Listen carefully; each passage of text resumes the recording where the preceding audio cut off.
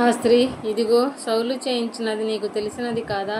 కర్ణపిశాచము గలవారిని చిల్లంగి వారిని అతడు దేశములో ఉండకుండా నిర్మూలనము చేసెను గదా. నీవు నా ప్రాణము కొరకు ఉరియొగ్గి నా మరణమేలా రప్పింతువు అని అతనితో అనెను. అందుకు సౌలు, యెహోవా జీవము తోడు, దీనిని బట్టి నీకు శిక్ష ఎంతమాత్రమును రాదని యెహోవా నామమున ప్రమాణము చేయగా, ఆ స్త్రీ నీతో మాటలాడుటకై నేనెవరిని రప్పింపవలెనని అడుగగా, అతను సమూయేలును రప్పింపవలెను అనెను. ఆ స్త్రీ సమూయేలును చూచినప్పుడు బిగ్గరగా కేక వేసి, నీవు సౌలువే, నీవు నన్నెందుకు మోసపుచ్చితివని సౌలుతో చెప్పగా, రాజు, నీవు భయపడవద్దు, నీకు ఏమి కనపడిందని ఆమెను అడుగగా, ఆమె, దేవతలలో ఒకడు భూమిలో నుండి పైకి వచ్చుట నేను చూచుచున్నాను.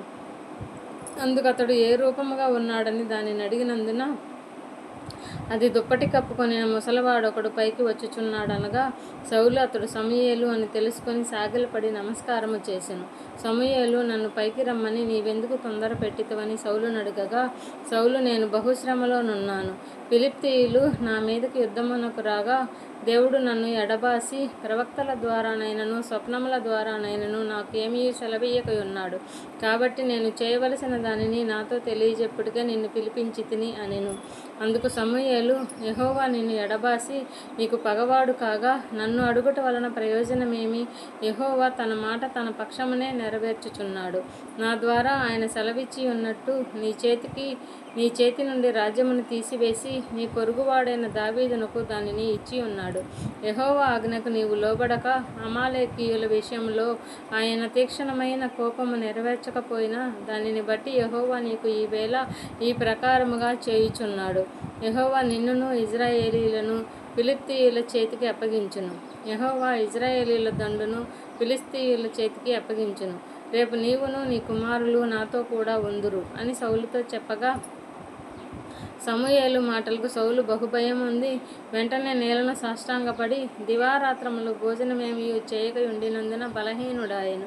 అప్పుడు ఆ స్త్రీలు సౌలు దగ్గరకు వచ్చి అతడు బహుగా కలవరపడుట చూచి, ఆ స్త్రీ సౌలు దగ్గరకు వచ్చి బహుగా కలవరపడుట చూచి, నా ఏలినవాడా, నీ దాసినైన నేను నీ ఆజ్ఞకు లోబడి నా ప్రాణము నా చేతిలో పెట్టుకొని నీవు నాతో సెలవిచ్చిన మాటలను విని అట్లు చేసితిని. ఇప్పుడు నీ దాసినైన నేను చెప్పు మాటలను ఆలకించుము. నేను నీకు ఇంత ఆహారము వడ్డించుదును. నీవు భోజనము చేసి ప్రయాణమైపోవుటకు బలము తెచ్చుకొనుము అని అతనితో చెప్పగా, అప్పుడు ఒప్పక భోజనము చేయనెను.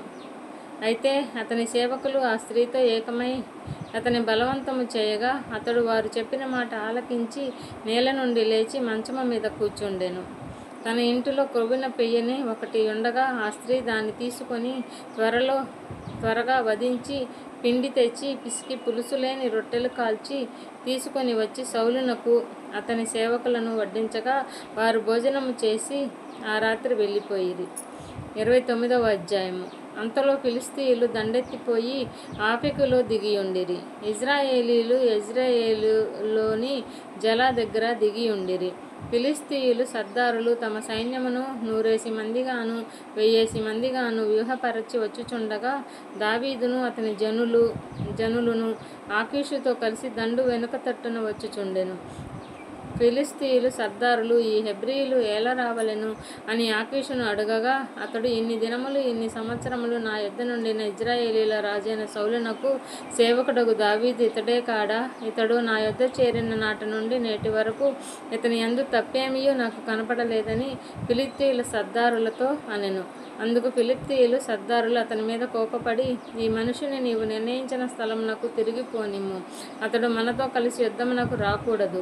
యుద్ధమందు అతడు మనకు విరోధి అవునేమో. దేని చేత అతడు తన యజమానునితో సమాధానపడును? మన వారి తలలను ఛేదించి తీసుకొని పోవుట చేతనే గదా తన యజమానునితో సమాధానపడును.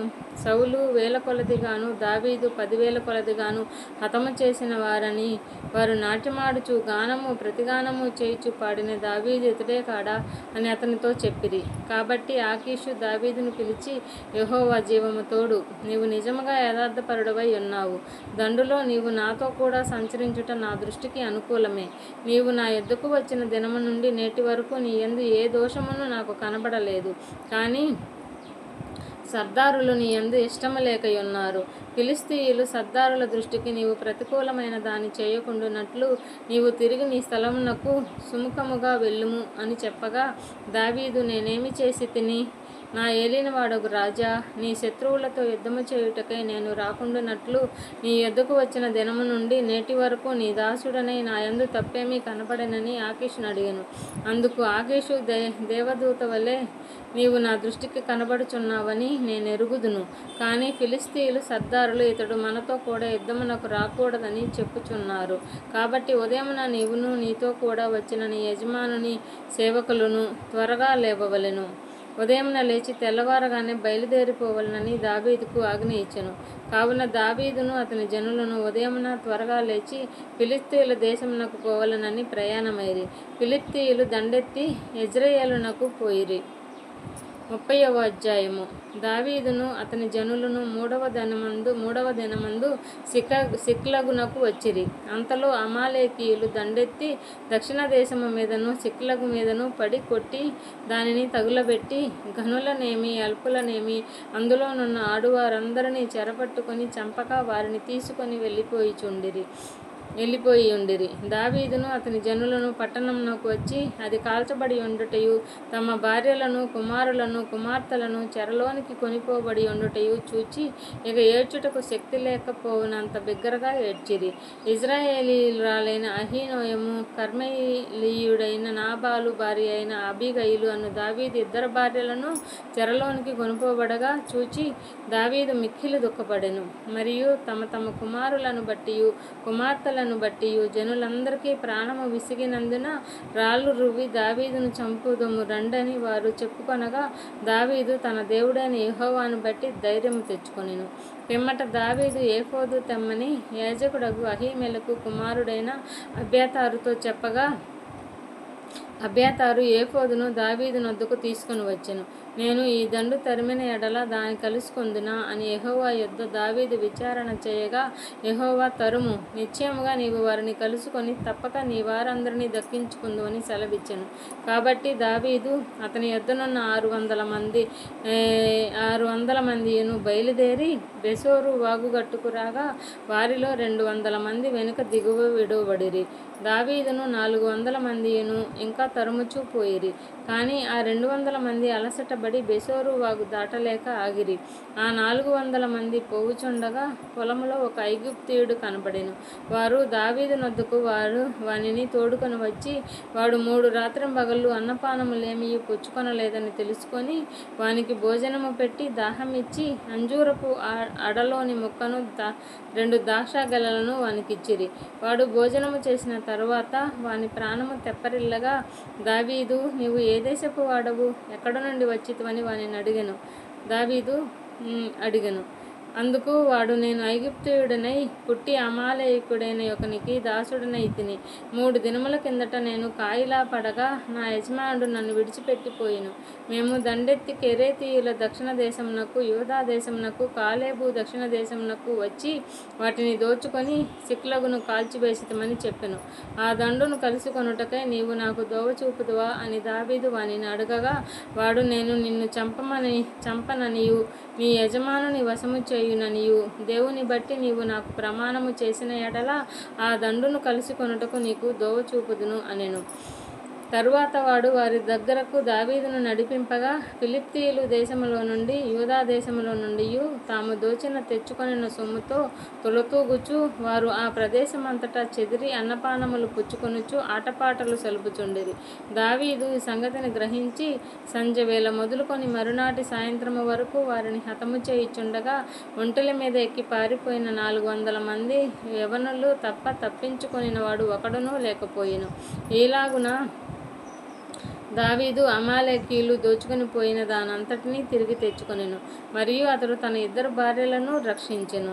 కుమారులేమి కుమార్తెలేమి దోపుడు సొమ్మేమి వారు ఎత్తుకొని పోయిన దానంతటిలో కొద్దిదేమి గొప్పదేమి ఏదియూ తక్కువ కాకుండా దావీదు సమస్తమును రక్షించెను. మరియు దావీదు అమాలేకీయుల గొర్రెలన్నింటినీ గొడ్లన్నిటినీ పట్టుకొనెను. ఇవి దావీదునకు దోపుడు సొమ్మని జనులు మిగిలిన తర్వాత సొంత పశువులకు ముందుగా వీటిని తోలిరి. అలసట చేత దావీదును వెంబడించలేక బెసోరు వాగు దగ్గరకు నిలిచిన ఆ 200 మంది యొద్దకు దావీదు పోగా వారు దావీదును అతని యొద్దనున్న జనులను ఎదుర్కొనుటకై బయలుదేరి వచ్చిరి.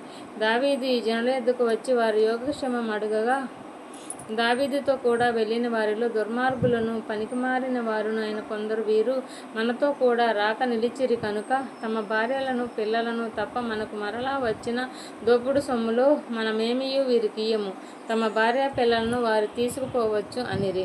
అందుకు దావీదు వారితో ఇట్లనెను, నా సహోదరులారా, యెహోవా మనలను కాపాడి మన మీదకి వచ్చిన ఈ దండును మనకు అప్పగించి మనకు దయచేసిన దాని విషయంలో మీరు ఇలాగూ చేయకూడదు. మీరు చెప్పినది ఎవరు ఒప్పుకొందురు? యుద్ధములకు పోయిన వాని భాగమెంతో సామాను నొద్ద నిలిచిన వాని భాగము అంతే అని వాడుక మాట. అందరూ సమముగానే పాలు పంచుకొందురు గదా. కావున నాట నుండి నేటి వరకు దావీదు ఇజ్రాయేలీలలో అట్టి పంపకము కట్టడగాను న్యాయవిధిగాను ఏర్పరిచి నియమించెను.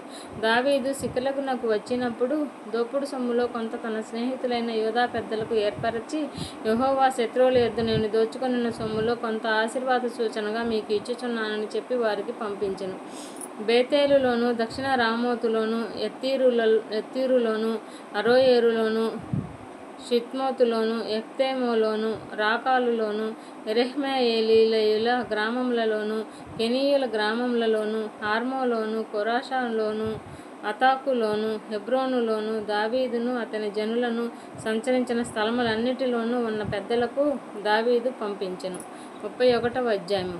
అంతలో ఫిలిష్తీయులు ఇజ్రాయేలీయులతో యుద్ధము చేయగా ఇజ్రాయేలీయులు ఫిలిష్తీయుల ఎదుట నుండి పారిపోయిరి. గిల్బోవా పర్వతము వరకు ఫిలిష్తీయులు వారిని హతము చేయుచు సౌలును అతని కుమారులను తరుముచు యోనాతాను అబీనాదాము మల్కీషువ అను సౌలు యొక్క కుమారులను హతము చేసిరి. యుద్ధములో సౌలు ఓడిపోవుచుండగా అతడు అంబులు వేయి వారి కంటబడి వారి చేత బహు గాయముల నొందెను. అప్పుడు సౌలు, సున్నతి లేని వీరు వచ్చి నన్ను పొడిచి అపహాస్యము చేయకుండునట్లు నీ కత్తి దూసి దాని చేత నన్ను పొడువుమని తన ఆయుధములను మోయువానితో చెప్పగా అతడు భయము చేత అలాగూ చేయనొల్లకుండెను. కనుక సౌలు తన కత్తి పట్టుకొని దాని మీద పడెను. సౌలు మరణమాయనని అతని ఆయుధములను మోయువాడు తానును తన కత్తి మీద పడి అతనితో కూడా మరణమాయెను. ఈలాగున సౌలును అతని 3 కుమారులను అతని ఆయుధములను మోయువాడును అతని వారందరూ ఒక దినమున మరణమైరి. లోయ అవతలనున్న ఇజ్రాయేలీయులును యోర్దాను అవతలనున్న వారును ఇజ్రాయేలీయులు పారిపోవుటయు సౌలును అతని కుమారులను చచ్చియుండుటయు చూచి తమ నివాస గ్రామములు విడిచిపెట్టి పారిపోయిరి. ఫిలిష్తీయులు వచ్చి వాటిలో కాపురముండిరి. మరునాడు ఫిలిష్తీయులు హతమైన వారిని దోచుకొని వచ్చి గిల్బోవా పర్వతము మీద పడిపోయిన సౌలును అతని 3 కుమారులను కనుగొని అతని తలను ఛేదించి అతని ఆయుధములను తీసి తన బొమ్మల గుళ్ళలోను జనులలోను జయవర్తమానము తెలియచేయుటకై ఫిలిష్తీయుల దేశంలో నలుదిశలా వాటిని పంపిరి. మరియు వారు అతని ఆయుధములను అష్టారోతు దేవి గుడిలో ఉంచి అతని మొండెమును బేషాను పట్టణపు గోడకు తగిలించిరి. అయితే ఫిలిష్తీయులు సౌలుకు చేసిన దాని గురించిన వార్త యాబేష్ గిల్గాదు వారు విని బలశాలులందరూ లేచి రాత్రి అంతా నడిచి సౌలు మొండెమును అతని కుమారుల కళేబరములను బెర్షాను పట్టణపు గోడ మీద నుండి దించి యాబేషునకు తిరిగి వచ్చి వాటిని దహనము చేసి వారి శల్యములను తీసి యాబేషులోని పిచ్చుక వృక్షము కింద పాతిపెట్టిరి. 7 దినములు ఉపవాసము ఉండిరి.